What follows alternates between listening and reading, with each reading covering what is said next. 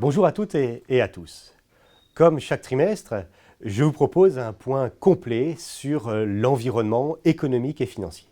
Cette fin d'année 2025 est marquée par un retour de la volatilité, une activité mondiale correcte, mais aussi des incertitudes politiques qui influencent directement les marchés. Le shutdown aux États-Unis, les débats difficiles autour du budget en France et le ton toujours très ferme des banques centrales. Regardons la situation aux États-Unis. La dynamique reste globalement solide, avec une croissance annualisée au dernier trimestre de plus 3,8%. Mais plusieurs signaux se dégradent. L'emploi faiblit. Le rapport national sur l'emploi de novembre montre une réduction des créations d'emplois, confirmant un ralentissement du marché du travail. La consommation résiste, mais les enquêtes de confiance se tassent, signe que les ménages deviennent plus prudents. Et l'industrie reste faible, pénalisée par les droits de douane et le cycle mondial. Du côté politique, l'exécutif et le Congrès ont peiné à trouver un compromis pour sortir du plus long shutdown de l'histoire, ce qui a ajouté de la nervosité sur les taux et sur le dollar. La Réserve fédérale, quant à elle, a fini par céder à la pression des marchés. Après avoir voulu calmer les anticipations de baisse, elle indique désormais très clairement une troisième baisse des taux directeurs en décembre. Les marchés anticipent 3 nouvelles baisses de taux en 2026.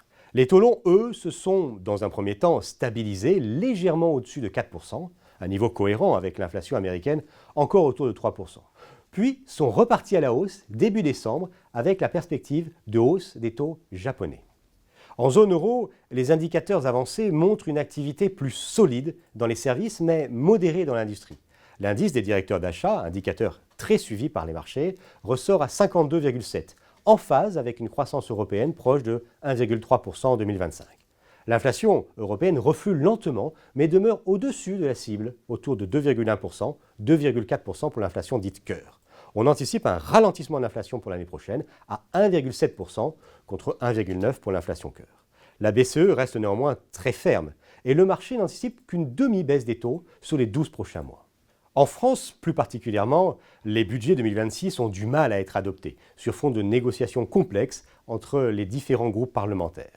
Après plusieurs semaines de tension, les marchés ont légèrement réduit la prime de risque française, moins 5 points de base sur l'écart de taux entre l'OAT et les bonds, et restent donc relativement complaisants. Pour autant, le déficit reste élevé, la croissance faible et la dette française demeure sous surveillance. L'emprunt français à 10 ans se stabilise autour de 3,6%.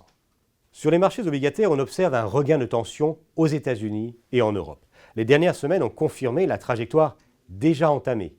Même si l'inflation a ralenti, les marchés considèrent qu'elle reste au-dessus des objectifs des banques centrales, ce qui laisse entendre que leurs politiques resteront restrictives.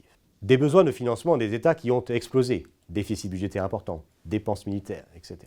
Et le retour de la prime de terme, prime de risque plus importante, exigée par les investisseurs pour détenir de la dette à plus long terme. Au Japon, sortie du régime ultra accommodant qui conduit à une hausse et à une pontification des courbes japonaises. Les taux à 2 ans dépassent 1% pour la première fois depuis 2008 et le 10 ans a atteint 1,9% en forte hausse après le dernier discours de la Banque centrale japonaise laissant entendre une hausse des taux dès le mois de décembre. Les écarts de taux des emprunts souverains européens évoluent peu. L'Espagne reste le pays périphérique le mieux positionné au regard des fondamentaux macro-financiers. L'Italie a vu sa note financière être rehaussée. Sur les marchés actions, on observe une performance modérée sur fond de volatilité persistante.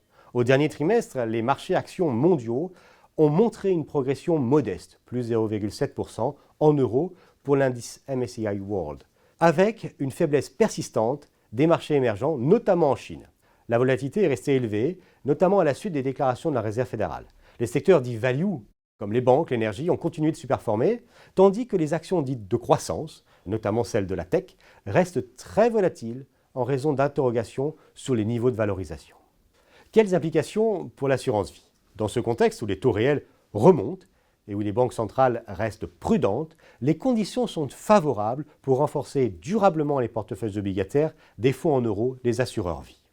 À la MIF, nous profitons de ces niveaux de taux pour acquérir des obligations de qualité avec des rendements bien supérieurs à ceux des années précédentes. Le fonds en euros retrouve ainsi un rôle central dans la préparation patrimoniale.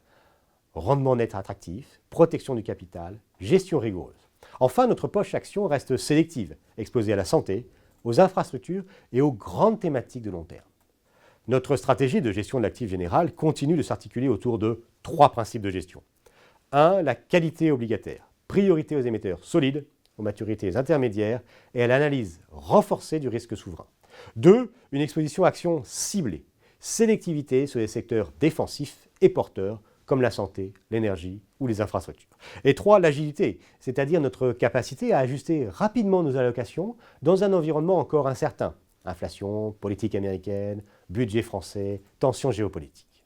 En conclusion, cette fin d'année confirme le retour à un régime économique plus normal, avec des taux durablement plus élevés, une croissance modérée et un environnement politique parfois tendu. À la MIF, nous adaptons en permanence notre allocation pour tirer parti de ces évolutions tout en préservant la sécurité et la performance de votre épargne placée sur les fonds en euros. Merci pour votre confiance. Je vous souhaite à tous et à toutes de très belles fêtes de fin d'année et je vous donne rendez-vous en 2026 pour un nouveau point sur les marchés.